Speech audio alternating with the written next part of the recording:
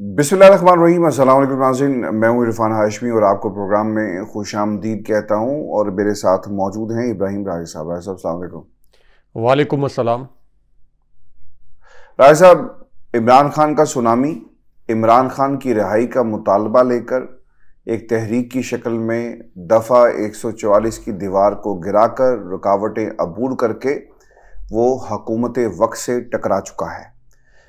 अब पाकिस्तान के अंदर ये एक आम रिवायत है कि जब भी कोई बड़ा जलसा होता है या कोई जलसा किसी भी जमात की तरफ से, और राय साहब आपने अक्सर देखा होगा, एक सवाल ये उठाया जाता है कि जनाब कितने आदमी थे, और बंदों को गिनने का फार्मूला भी हमने माजी बईद में और माजी करीब के अंदर ये लोगों को इस्तेमाल करते हुए देखा। लोगों ने तो यहाँ तक कहा कि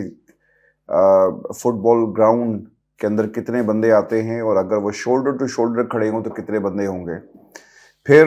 जिस जगह ये जलसा हुआ, जहाँ पर पाकिस्तान तहरीक इंसाफ ने ये जलसा किया जी, पशीन के मशहूर ताज लाला फुटबॉल ग्राउंड में इसे जलसे को मुनक्किद किया गया, जहाँ पर 10,000 लोगों को उनके बैठने की गुंजाइश के हवाले से ये बात जो है वो की जा रही है। राय साहब, मसला यहाँ पर ये है कि अगर हम बंदों को गिनने पर ही आ गए हैं और बंदे गिनने के साथ ही किसी की सियासत अच्छी है, बुरी है, मजबूत है, पायदार है, लॉन्ग चलेगी या फिर टफ टाइम देने के लिए काफ़ी है, तो फिर राय साहब नंबर्स उस वक्त क्यों याद नहीं आए जब ये अपने मुंह बिगाड़ बिगाड़ कर कहते हैं कि जनाब 303 करोड़ जो वोट पाकिस्तान तहरीक इंसाफ को पड़ा, और जो दावा करती है कि सबसे ज़्यादा वोट हमें पड़ा, बाकी भी वोटों को आप गिने तो आप यहाँ पर आपको नंबर्स जो हैं, आपने जो कसौटी खेलना शुरू की और जो कसौटी जिस पर आप परख रहे हैं सियासत को और इस ऑपोजिशन के इस एहतजाज को, नून लीग कहती है कि नंबर्स इतने अच्छे नहीं थे, लेकिन जो नंबर्स अवाम ने मैंडेट की शक्ल में पाकिस्तान के इलेक्शंस में तहरीक इंसाफ को दिया, वहां पर इन्हें सांप क्यों सूंघ जाता है? नंबर 1। नंबर 2, राय साहब, खान साहब की गैर मौजूदगी के अंदर ये जलसा और लोगों का बाहर निकलना, दफ़ा 144 के बावजूद बाहर निकलना, बारिश हवा तूफान के बावजूद बाहर निकलना, लोग डरे नहीं, लोग रुके नहीं, लोग पहुंचे हैं इमरान खान के लिए। उन्होंने बात भी की और अपनी पोजीशन यानी अपने आप को जो प्रेजेंस थी उससे मनवाया कि हम इमरान खान के साथ खड़े हैं। राय साहब, जो सबसे अहम नुक्ता है कि एक दिन में 2 जलसे हुए हैं। पहला जलसा चमन में हुआ, दूसरा जलसा शेर अफजल मरवत और पहला जलसा पशीन, दूसरा जलसा जो है वो चमन में शेर अफजल मरवत और उमर यूब जो है जिससे उन्होंने खिताब किया,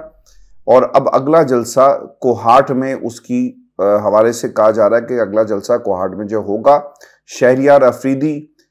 ईद से पहले, ईद से 2-3 दिन पहले जो हैं एक जलसा कर चुके हैं, अवामी इज्तिमा कर चुके हैं, और अब कोहाट के अंदर अगला जलसा जो है वो होने जा रहा है।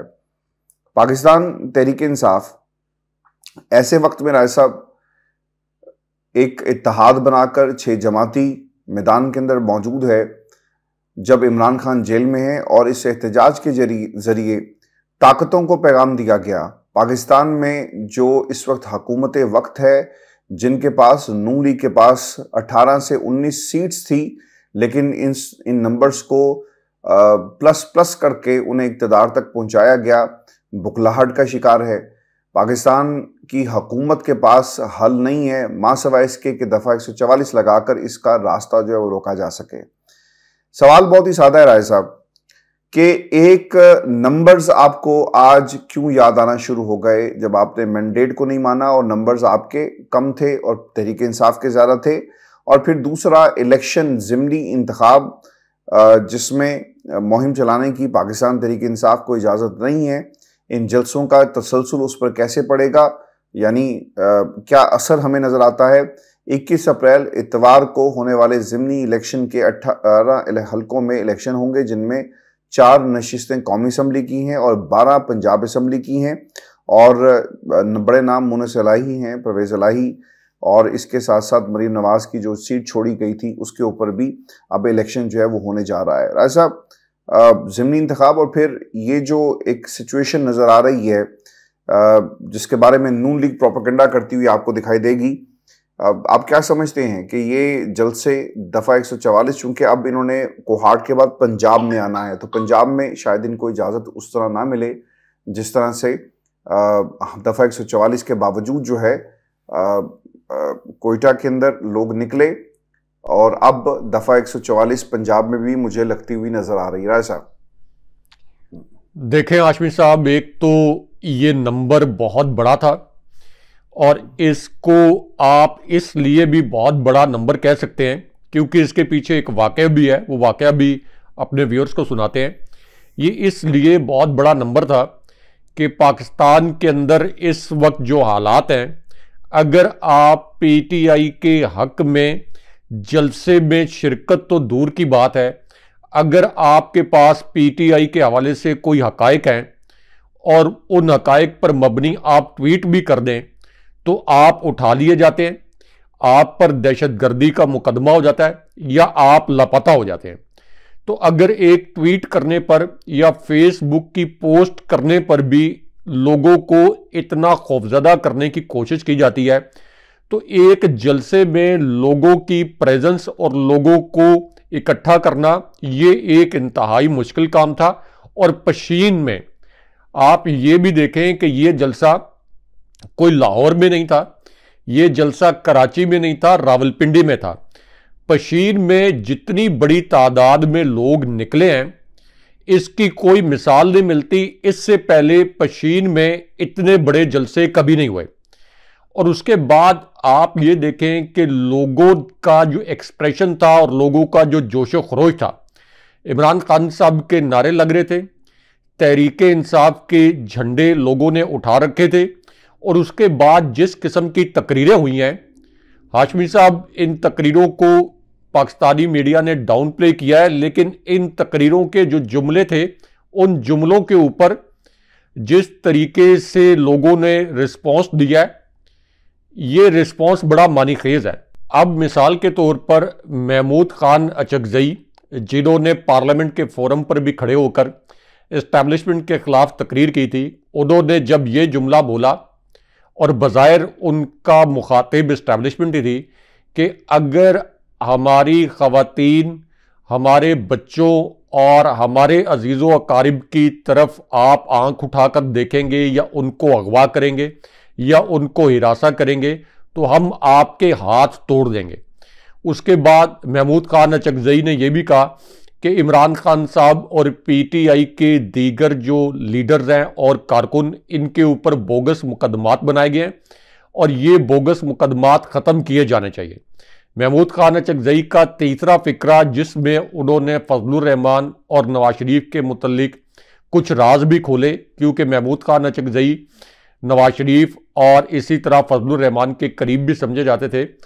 तो उन्होंने ये कहा कि मैंने फजलुर रहमान को और नवाज शरीफ को समझाया था कि ये जो इस्टेब्लिशमेंट के लोग हैं इनको सियासत से दूर करने के लिए एक मुश्तरका एफर्ट करनी पड़ेगी, लेकिन वो तो एक डील के लिए इस्टेब्लिशमेंट को प्यारे हो गए,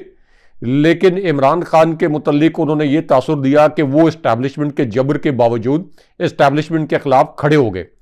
अच्छा, अब आप देखें कि यहां पर अख्तर मैंगल, जो कि इमरान खान साहब के नाकिद भी रहे, उन्होंने कहा कि मैं फॉर्म 47 वाली जो हुकूमत है वफाक में, इसको जाली हुकूमत समझता हूं और ये इलेक्शन कमीशन की मुसल्लत करदा हुकूमत है। उसके बाद उमर अयूब ने यहां बड़ी जारहाना तकरीर की और लोगों का जो रिस्पांस था हाशमी साहब, ये बड़ा जलसे के अंदर मैटर करता है, क्योंकि आप देखें कि जितनी बड़ी तादाद में लोग इस पशीन के जलसे में मौजूद थे। आप नून लीग के पंजाब में किए गए जलसे, लाहौर में इलेक्शन कैंपेन के दौरान किए गए जलसे, जब नून लीग के वर्कर्स को यह पता था कि इस्टेब्लिशमेंट ये तहिया कर चुकी है कि नून लीग को हर सूरत में इक़्तिदार में लाया जाएगा, और जब किसी जमात के मुतल्लिक ये तासुर हो ना, तो उस जमात के जलसे में लोग आ जाते हैं कि चलें ये जमात इक़्तिदार में आएगी, हम अपने कोई मकामी मसाइल इनसे हल करवा लेंगे। लेकिन उसके बावजूद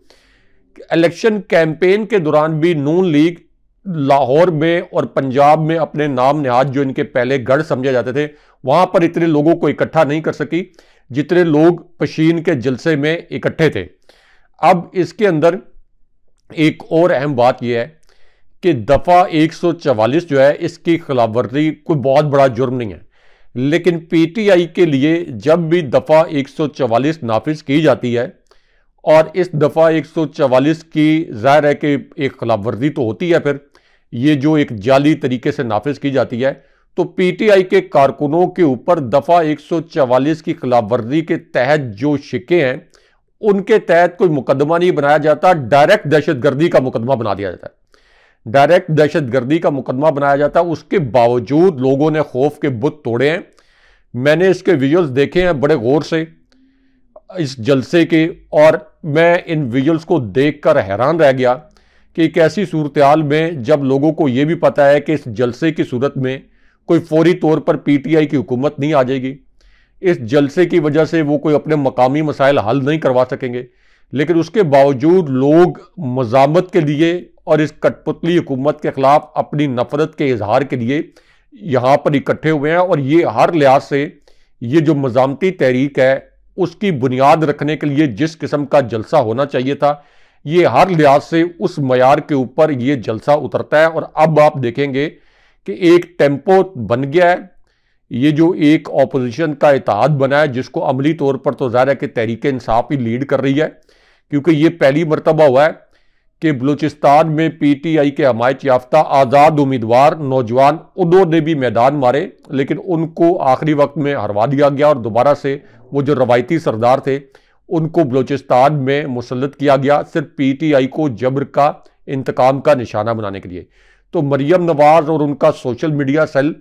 ये लाहौर में भी इस किस्म का जलसा नहीं कर सकता, तमाम रियासती मशीनरी इस्तेमाल करते हुए भी, तो इसलिए ये एक अजीम शान जलसा था। अच्छा राय साहब, एक खबर लॉन्च मुझे ज़्यादा लगती है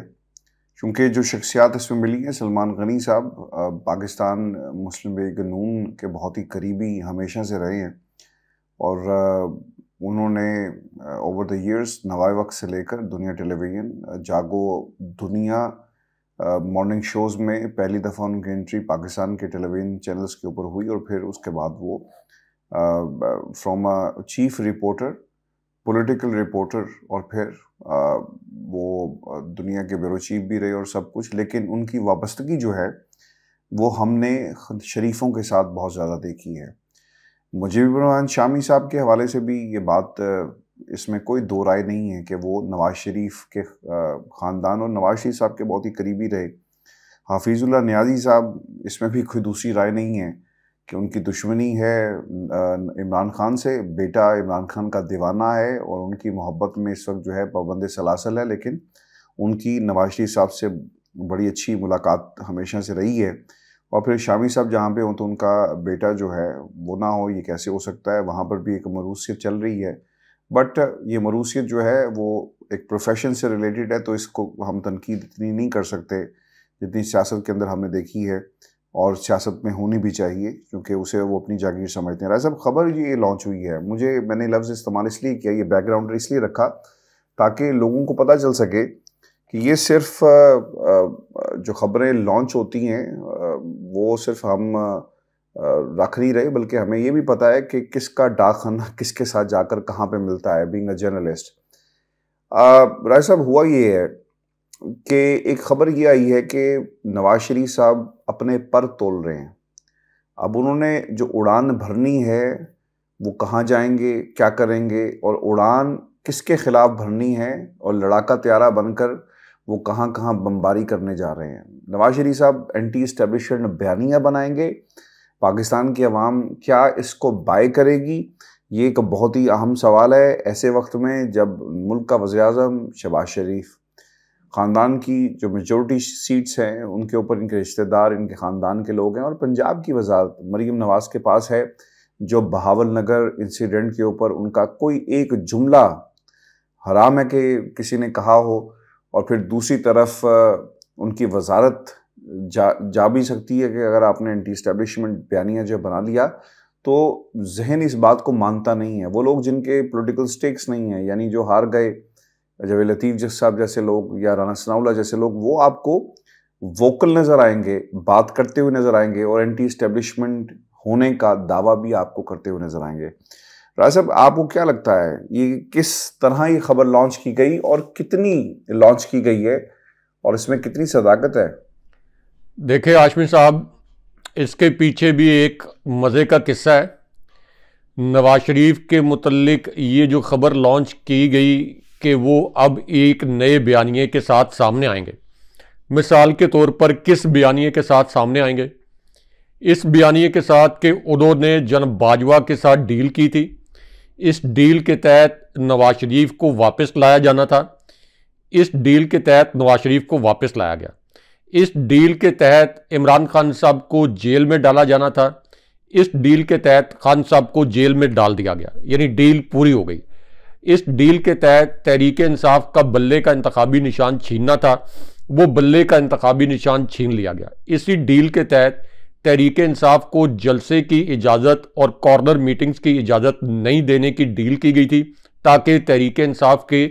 मुकम्मल तौर पर हाथ पांव बांध दिए जाएं। वो सब कुछ भी किया गया और तहरीक इंसाफ की पूरी क़यादत और फ़ाल कारकुनों को जेल की सलाखों के पीछे फेंक दिया गया। अब इस पूरी सूरत-ए-हाल में नवाज शरीफ और नून लीग खुद इतने बड़े महार नालायक निकले, इतने बड़े महार नाअहल निकले कि गैंग्स ऑफ वासेपुर का एक डायलॉग है, हमारे व्यूअर्स शायद उनमें से कुछ लोगों ने ये फिल्म देखी हो, कि उसमें एक डायलॉग है कि तुमसे ना हो पावेगा। तो इस्टेब्लिशमेंट ने इनके लिए इमरान खान साहब और तहरीक इंसाफ को मुकम्मल तौर पर एक साइड पे करके खुला मैदान इनको दे दिया। लेकिन इनके ऊपर वही जो डायलॉग है वही एक तरह से अप्लाई होता है कि तुमसे ना हो पावेगा। और ये इतने नालायक और इतने नायल हैं कि उसके बावजूद फॉर्म 45 के मुताबिक 17 नशिस्तें हासिल की। और अगर तहरीक इंसाफ को लेवल प्लेइंग फील्ड मिलता जिस तरह का बाकी जमातों को मिला, तो फिर नून लीग कुल मिलाकर 2 नशिस्तें हासिल करती। अब नवाज शरीफ जो हैं, जिनको आउट ऑफ वे जाकर इस्टेब्लिशमेंट ने फैसिलिटेट किया, जिनके मुकदमात ख़त्म करवाए गए इस्लामाबाद हाई कोर्ट को इस्तेमाल करते हुए, वो अगर मानसेरा की नशिस्त भी हार गए इलेक्शन कमीशन की मिली भगत के बावजूद, लाहौर की नशिस्त यास्मीन राशिद साहिबा जो 8 माह से अगवा करके जिनको जेल में रखा गया है, उनसे भी हार गए, तो अब नवाज शरीफ किस बयानिए के साथ सामने आएंगे, किस मुंह के साथ सामने आएंगे, यानी वो क्या बयानियां लेके सामने आएंगे? अच्छा, इसके ऊपर हामिद मीर साहब ने भी एक बड़ा दिलचस्प तज्जिया किया है। उन्होंने कहा कि लोग कहते हैं कि नवाज शरीफ का दिल टूटा हुआ है। नवाज शरीफ का दिल इसलिए टूटा हुआ है कि जब किसी भी सियासतदान को यह पता हो कि अब उसको अवामी हमायत हासिल नहीं रही, तो उसका दिल टूट जाता है। उसके बाद हाशमी साहब आप ये देखें कि नवाज शरीफ जो हैं, ये इस वक्त जिस किस्म की मीटिंग्स में बैठ रहे हैं मरियम नवाज के साथ, 3 मरतबा ये इस्टेब्लिशमेंट की सपोर्ट से प्राइम मिनिस्टर बने, लेकिन अब जिस किस्म की मीटिंग्स में बैठ रहे हैं, इस किस्म की मीटिंग्स जो है यूनियन काउंसिल के जो चेयरमैन होते हैं वो इस किस्म की मीटिंग्स में बैठते हैं। तो नवाज शरीफ का जो सियासी कद काठ है वो यूनियन काउंसिल की लेवल तक महदूद हो गया है। तो एक यूनियन काउंसिल के लीडर के तौर पर वो नवाज शरीफ जो अपनी दोनों नशिस्तें हार गए, जिनकी पूरी जमात कुल मिलाकर 17 नशिस्तें कौमी असम्बली में हासिल कर सकी बदतरीन धांधली के बावजूद, क्या उनके किसी बयानिए से, किसी नाम नेहाद बयानिए से वो इस्टेब्लिशमेंट के ऊपर कोई दबाव डाल सकते हैं? तासुर तो ये दिया जा रहा है ना कि वो एक नए बयानिए के साथ सामने आएंगे, इस्टेब्लिशमेंट पर कोई दबाव बढ़ाएंगे। मैं अब ये इस्तारतन बात कर रहा हूं, मैं अमूमन इस तरह के अल्फाज इस्तेमाल करता, लेकिन एक लोगों को समझाने के लिए कि अगर वो इस तरह का इस्टेब्लिशमेंट के खिलाफ कोई बयानियां लेके आते हैं तो उनको एक स्ट्रीट लैंग्वेज जो इस्तेमाल होती है कि चल निकल, तो उनको इस तरह का आगे से शटअप कॉल दी जाएगी कि तुम और तुम्हारी औकात क्या, कि तुम्हें तो हमने इतना खुला मैदान दिया और तुम अपनी 2 नशिस्तें तक नहीं जीत सके और अब तुम कहते हो कि इस्टेब्लिशमेंट के खिलाफ कोई बयानियां बनाओगे। तो ना नवाज शरीफ कोई बयानियां बनाएंगे, उनको पता है कि एक लफ्ज़ भी अगर उन्होंने मौजूदा इस्टेब्लिशमेंट के खिलाफ बोला, एक लफ्ज़ भी, तो उसका नतीजा ये होगा कि मरियम नवाज जो मैर शराफत से जाली तरीके से अपनी सूबाई नशिस्त जीती, जिसके ऊपर वो जाली तरीके से वज़ीर आला बनी, तो ये नशिस्त भी जाएगी, मरियम नवाज का हल्का भी खुल जाएगा, पंजाब की वजारत आला भी जाएगी। अब इसके अंदर सिर्फ एक ट्विस्ट है, वो ट्विस्ट ये है कि इस्टेब्लिशमेंट के पास अब कोई ऑप्शन बज़ाहिर नजर नहीं आता। इस्टेब्लिशमेंट जाहिर है कि इमरान खान साहब को और पीटीआई को इक़्तिदार में तो नहीं आने देगी फौरी तौर पर, वो तो कभी नहीं आने देगी फौरी तौर पर। तो इनको लगता है कि इस्टेब्लिशमेंट के पास अब कोई और ऑप्शन नहीं है, ऑप्शन हम ही थे, हमें मुसल्लत कर दिया गया, तो अब हम इस्टेब्लिशमेंट को ब्लैकमेल कर सकते हैं, इस्टेब्लिशमेंट को दबा सकते हैं, क्योंकि अगर हम भी इस हुकूमत से हट जाएं तो फिर इस्टेब्लिशमेंट किसको हुकूमत में लाएगी। लेकिन इनकी भूल यह है कि वो इस्टेब्लिशमेंट जो कि इनके साथ डील करके इनको हुकूमत में लाई, उनके पास इनके लातादाद राज होंगे, ऐसी ऐसी खबरें इनके खिलाफ लॉन्च होंगी, ऐसी ऐसी खबरें, मुसद्दका खबरें इनके खिलाफ सामने आएंगी। और ये जो इस वक्त कुछ साफ़ी है ना, जिनमें से एक खातून साफ़ी भी हैं, ये जो कुछ हल्कों के इमा पर इमरान खान साहब के खिलाफ ट्वीटें करते रहते हैं, ट्वीट्स करते रहते हैं, और एक और नाम नहाद साफ़ी हैं, मैं अमूमन इस तरह के अल्फाज इस्तेमाल नहीं करता, इनके मुतल्लिक कहा जाता है कि ये एक टाउट साफ़ी हैं और ये इमरान खान साहब के खिलाफ मजहबी बुनियाद पर प्रोपेगेंडा भी करते रहे। इनको भी अभी एक अवार्ड दिया गया है सिर्फ इस वजह से, वरना इनका जो पूरा करियर है, पूरा करियर ये इस्लामाबाद में सहाफ़त करते हैं और इनका पूरा जो करियर है इसमें इन्होंने अमली सहाफ़त नहीं की। कुछ अरसा ये यूनियन में रहे और उसके बाद पीपल्स पार्टी से बेशुमार फ़ायदे उठाए, बेशुमार, और पीपल्स पार्टी से सरकारी इश्तहारात की मद में अपने जेबें भरी, यानी इतना माल कमा लिया कि जिस इदारे में ये काम करते हैं उनके जो मालकान हैं और उनके जो ब्यूरो चीफ्स और उनके डायरेक्टर न्यूज़, वो बेचारे अपनी तनख्वाहों से इतने पैसे नहीं बना सके जितना माल इन्होंने इमरान खान साहब के खिलाफ ट्वीट्स कर करके कमा लिया। और इसीलिए इनको कुछ साफ़ी नहीं कहता बल्कि एक टाउट कहता है। तो इनके ज़रिए आप जितना मर्जी बयानियाँ बना लें, जितना मर्जी बयानियाँ बना लें, तो ये बयानियाँ कभी भी आपका सामने लोगों में कोई कबूलियत हासिल नहीं कर सकता। इसलिए नवाज शरीफ के मुतल्लिक इस तरह की खबरें कि वो कोई नए बयानिए के साथ सामने आएंगे, ये हम उस वक्त से सुन रहे हैं। ये जब से नवाज शरीफ ने लंदन से पाकिस्तान आना था और ये कहा गया लंदन में जो कुछ सहाफ़ी उनसे सवालात करते हैं नवाज शरीफ की मर्ज़ी के, उन्होंने इस तरह का तासुर दिया कि 3/4 अक्सरियत तो नवाज शरीफ का टारगेट है, लेकिन 2/3 अक्सरियत तो उनको मिलेगी। वो 2/3 अक्सरियत तो एक तरफ वो अपनी 2 नशिस्तें भी नहीं बचा सके। तो इसलिए इस तरह के ये जो सारे बयानिए हैं ये मुकम्मल तौर पर फेल हो जाएंगे, ये कभी भी कामयाब नहीं हो सकते। राय साहब, आज ये साबित हो गया कि पाकिस्तान एक शिकारगाह है, पाकिस्तान की अवाम शिकार है और सियासतदान शिकारी हैं। शिकार हो रहा है रोज़ाना की बुनियाद पर पाकिस्तान में। राय साहब, बहुत सारे चैरिटी के काम चल रहे हैं,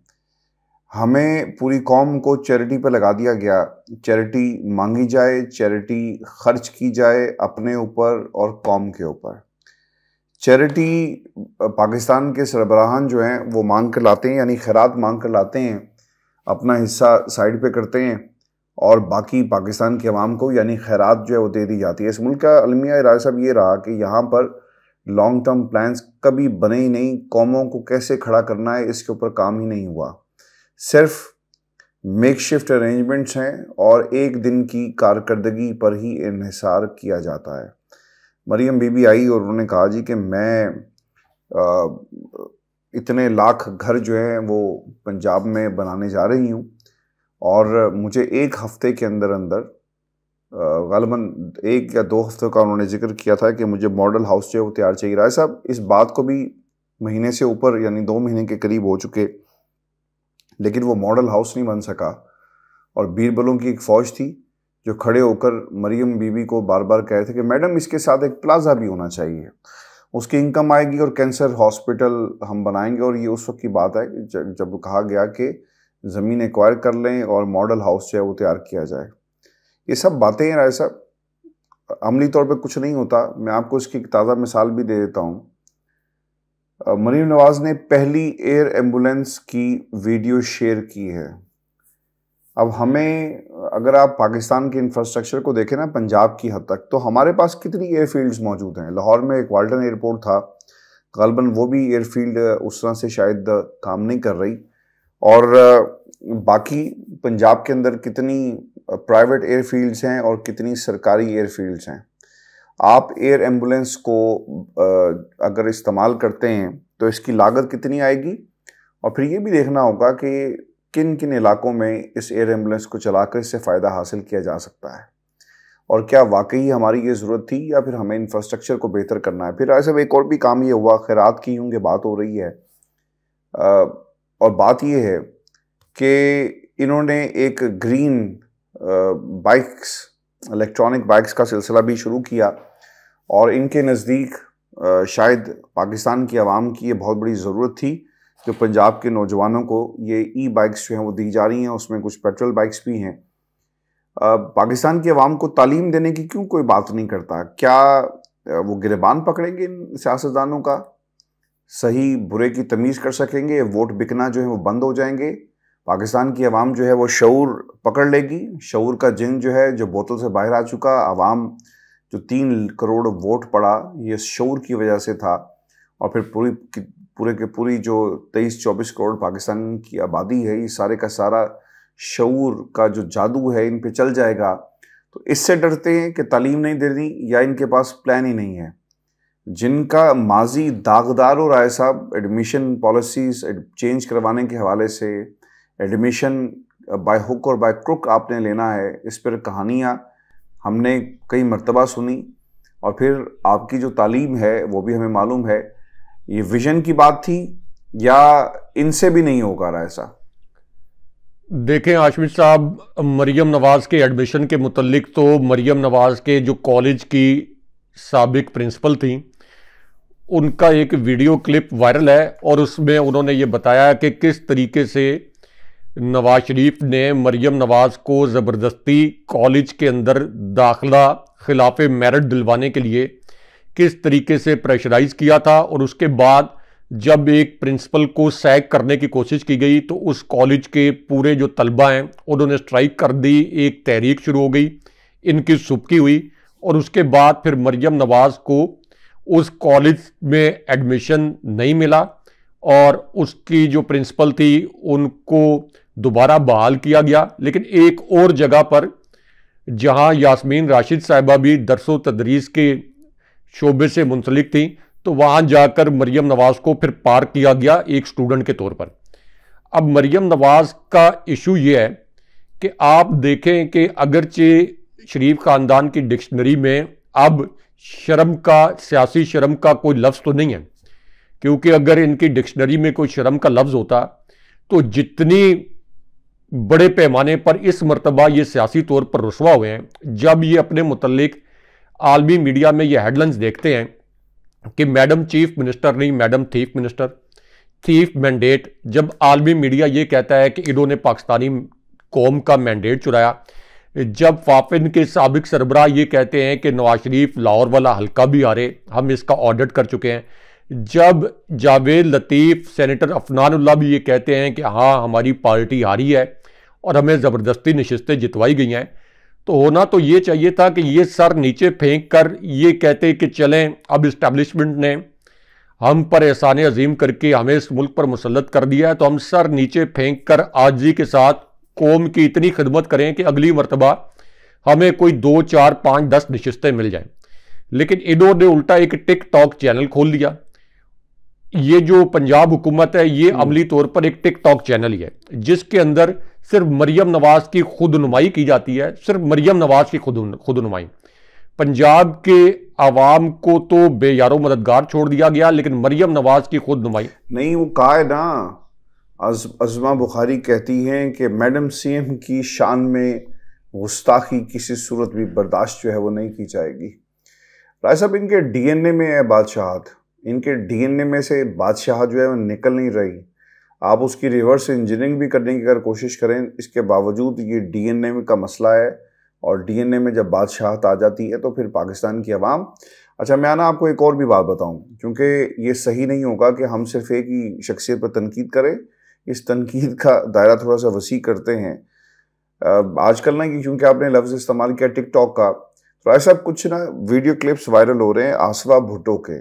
first lady along with the president of Pakistan Asif Ali Zardari साहब, मुझे तो कहते हुए शर्मिंदगी होती है कि हमारे मुल्क का जो सदर है वो आसिफ अली जरदारी साहब हैं, और वो फर्स्ट लेडी का खिताब लेकर इनके साथ सब्ज़ रंग का जो लिबास है वो ज़ेबतन करके आ रही हैं, और साथ साथ उन्होंने जो पोशाक और या कहना चाहिए जो गेटअप उनका है वो अपने आप को बेनज़ीर बनाने की कोशिश जो है वो करती हुई आपको नज़र आएंगी। राय साहब, बेनज़ीर बनना इनके बच्चों के लिए तो शायद फ़ख्र की बात होगी, लेकिन क्या पाकिस्तान की आवाम में मुतहम्मिल हो सकती है कि पहले इनके बड़ों के ग़ुलाम थी पाकिस्तान की आवाम,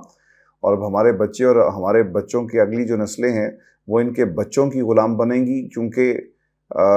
एक इस किस्म का एक पर्सोना बनाने की कोशिश की जा रही है आसिफा भुट्टो का कि शायद यही कौम का असल मसीहा और मसाइल का हल जो है वो आसिफा के पास है। तो ये डीएनए का मसला सिर्फ इधर नहीं है, ये डीएनए का मसला जो है वो बिलावल जरदारी के ख़ानदान के अंदर भी आपको नज़र आएगा। हाशमी साहब, ये जो आपने बादशाहत की बात की, ये तो अदालती फैसलों के नतीजों में जो पाकिस्तानी अवाम का पैसा चोरी किया गया उसके ज़रिए इन्होंने ये शाहाना तर्ज ज़िंदगी अख्तियार किया उस चोरी किए गए पैसे से, वरना ये कोई अपने घर से पैसे तो नहीं लेके आए। ये कैसे हो सकता है हाशमी साहब कि एक ही पाकिस्तान है, एक ही तरह का मौसम, एक ही तरह का कारोबारी एनवायरनमेंट, एक ही तरह का सरमायाकारी एनवायरनमेंट, एक ही तरह का जॉब एनवायरनमेंट, तो पाकिस्तान के आम लोग जो 99.99% हैं वो तो महंगाई की चक्की तले पिसते पिसते अपनी कुव्वत खरीद जो है वो -500 में चले गए, उसका तो कोई मेजरमेंट नहीं है। और ये जो है ये खरबपति हो गया उसी पाकिस्तान में, उसी कारोबारी एनवायरनमेंट में। तो इससे तो साफ जाहिर होता है कि अदालती फैसले भी हैं कि इन्होंने पैसा चोरी किया। दूसरा, जो आपने आसिफा भुट्टो जरदारी की बात की, हाशमी साहब, बीबी शहीद के साथ इस शरीफ खानदान ने जो कुछ किया, उनकी किरदार कुशी, पार्लियामेंट के फ्लोर पे खड़े होकर नवाज शरीफ ने बेनज़ीर भुट्टो साहिबा के लिए जो अल्फाज इस्तेमाल किए वो मैं दोहरा नहीं सकता यहाँ पर, क्योंकि फैमिलीज हमारा चैनल देखती है, वो मैं दोहरा नहीं सकता। तो उनकी मदद से आसिफ अली जरदारी सदर बन गए, क्योंकि उनको सदारत का ओहदा बेनज़ीर भुट्टो की जो किरदार कुशी की गई और बेनज़ीर भुट्टो के सीने पर जो शरीफ खानदान ने जख्म लगाए, उनकी परवाह नहीं थी। उनको अपनी सदारत का ओहदा, सिंध में अपनी हुकूमत और ओहदे, ये चीज़ें अजीज थी। इसलिए ये बात कहना कि वो कोई बेनज़ीर भुट्टो बनना चाहती हैं, ये असल में इनका मोटो नहीं है। इनका मोटो वही है कि लूटो और फूटो, कि जितना भी आपके पास अभी आखिरी टर्म है, लोगों में इतना शऊर आ गया है, इस मरतबा भी एस्टैब्लिशमेंट इनको असल में तो इक़्तिदार दिलवाने में नाकाम हो गई थी। ये तो आखिरी वक्त में इस किस्म का ऑपरेशन किया गया जिसकी कोई मिसाल नहीं दी जा सकती। तो ये इनकी आखिरी टर्म है, इसलिए ये कोशिश करेंगे कि पाकिस्तानी अवाम की हड्डियां भी निचोड़ के ये इस मरतबा जब बैरून मुल्क जाएं तो इस मुल्क की हड्डियां भी निचोड़ के खा जाएं। सही कह रहे हैं आप राय साहब। व्यूअर्स, ये शो था आज का हमारा। अपने कमेंट्स भेजें और प्रोग्राम के हवाले से अपनी राय जो है कमेंट सेक्शन में ज़रूर रजिस्टर करवाइएगा। व्यूअर्स, एक आधे दिन के अंदर इंशाल्लाह हम इसी प्लेटफॉर्म पे जो हमने आपके साथ जो सिलसिला जोड़ा था सवाल जवाब का, उसे दोबारा हम शुरू करने जा रहे हैं, और नंबर भी इंशाल्लाह हम अपने प्रोग्राम की स्क्रीन के ऊपर देंगे। अपने सवालात भेजें, शॉर्ट सवालात हों, उन्हें हम प्रोग्राम में शामिल करेंगे और उनके जवाबात भी प्रोग्राम में आपके सामने रखेंगे। मुझे और इब्राहिम राय साहब को इजाज़त दीजिए। अल्लाह।